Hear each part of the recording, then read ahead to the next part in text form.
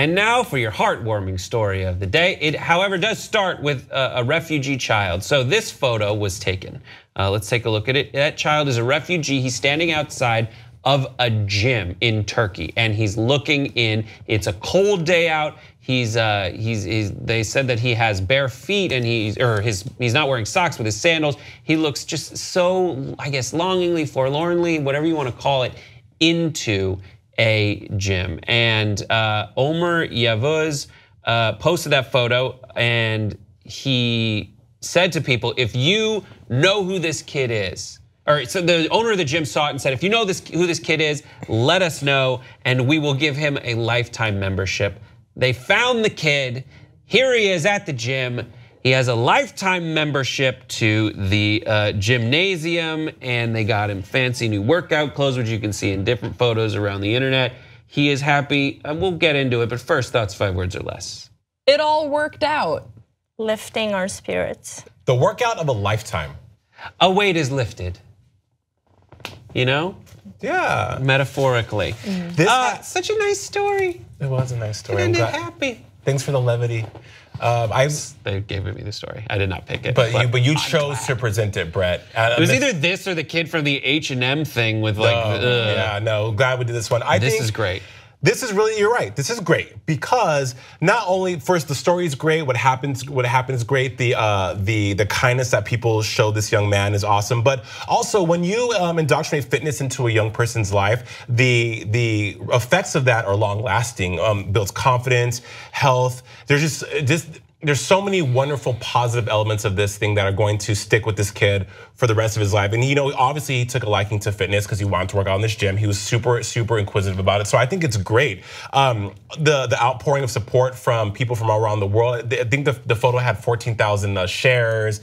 So many thousands of likes. It's just great. It's stuff like this that makes you have faith in humanity again. Because can we all agree that for a while here we've been like, I don't know if we're gonna make it. I know. For me, it was less about. I like to think I have hope in humanity. I mean, it gets shaken, but I do. It's social media that sometimes I'm like, oh, this is we're all living in a Black Mirror episode. We're not using these tools correctly. And then a story like this goes viral and you're like, well, maybe we could use it for good. Maybe we could. So that's what I took away from this, is that a lot of times on the internet it can be filled with a lot of hate and things that are not so pleasant, and photos get shared that are unsavory and unpleasant. They're unpleasant, but this was very pleasant and this was heartwarming and very savory. And It's like mashed potatoes. It was like mashed potatoes in Turkey. They just go home cooking. It's like Thanksgiving dinner. Yeah, I just like it. Is this nice? Have you seen anything else good out there that makes you happy? What's making you happy right now? What do you do when you get like really sad about the news and social media? All right, here's what you do, and this is important. We Rate Dogs Twitter account. Just go to We Rate Dogs. They have a Twitter account and they rate dogs, and it's only ever positive. It's only ever 10 out of 10 or 11 out of 10 ratings. Sophie, do you know this Twitter? Okay, it's great. I thought more people would know. I thought it was like a viral Twitter account. I feel like you've said it before, but I don't remember. We Rate Dogs. They haven't rated any of my dogs yet. You hear that? We Rate Dogs. Speaking of dogs, you hear that? I troll Irina and Amir's Instagram photos because you have the cutest pictures of your dog. And Amir had one where it was 2 dogs laying down. He's like, oh, they're fed or all fed. It was amazing. And I don't have any pets, so it's just like I live vicariously through your guys' pets. We did something that was really great. I didn't do it. I watched while my wife did it. So we got, since I'm allergic to the cat, we got an air purifier and it came in this box. It was like this big. Yeah. And we let the box just sit there and the cat got in it. That's the way to do it. And my wife was like, oh, well, I know what to do. She bought like some Muppet fur essentially and giant googly eyes, and she has turned the box into a little monster. And I woke up this morning and I walked out, and usually the cat's just like waiting for me, like, feed me now, idiot. And I walked out and I watched the cat like stretch his legs out of the mouth of this monster with like teeth and eyes. It was really heartwarming. That's cute. And cats aren't heartwarming at all. They're little devious beasts. They are heartwarming. They're cute. No, they're not. Cats are what do you got, Irina? Warmer hearts. I don't even like cats, but there's this one video that keeps popping up on my feed of this chubby cat trying to go and sit in this really, really tiny box. I love that video. That's one thing that I would go and find online if I wanted to feel better. Otherwise, I'm not a cat person. So good. Yeah. I think what's cool, well, besides trolling your guys' Instagram videos for cute dogs, what warms my heart is shopping online. But I think, agreed. I think what's Always cool works. though is how much they, if you think about a gym membership, like Equinox and all these like bougie gyms, you're really it's not, you're paying like for air, you're paying just to exist in a space. And what I found really cool was that these people realized that it wasn't about the money. It's like, we're business people, we wanna make a profit. However, giving this kid, as I said, the gift of fitness, because I see so many young children that just eat terribly, that they don't exercise. And when we were growing up, we had the President's Athletic Challenge, where they made sure our generation was going to be fit. Is that a thing that happened? The presidential and national fitness regulations?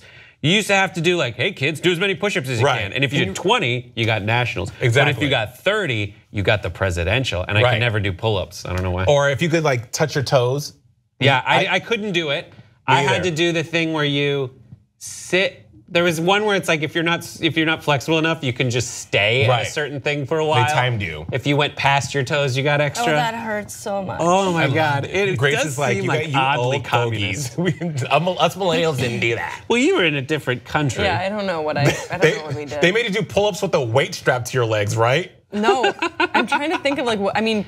In France, lift the cigarette to your mouth. In Belgium, eat the chocolate as fast as you can. No, we did have to do this like this running loop. It's weird. That what just happened? Did you go into French in your mind when you were? I don't know, but like this little like loop, and it was not like near campus, and they would just be like, "Come back," and I always thought it was funny because I knew that was just sort of our school was just so lax about where we would go, and some people would just like go to the smokers corner and like hang out for like a couple minutes and then just go back. That's amazing. I also so un-American. In America, it's like you lost our. Did you let our children just do things whatever they wanted? Yeah, no. Just real quick, I've always wanted to say this. When I ran the mile for my senior year, I was really out of shape. And here's the deal, Coach Laurent, I did cut through. I know that everyone thought that I did because my time was too good. And here's the truth, I did. And I knew that I was gonna get in shape, so that's why I did it. And I didn't make because otherwise I wouldn't have made my mile time. And you're all welcome. Truth just sets you free. I know. I wanted to say that first. I did cut through. I'll tell you who she is, a college athlete. I'm waiting for the LA Times article on you, Grace. Yeah. Grace Ball just Grace lied. cheated on the mile her senior year. No regrets. Okay, no Fitness regrets. is important though.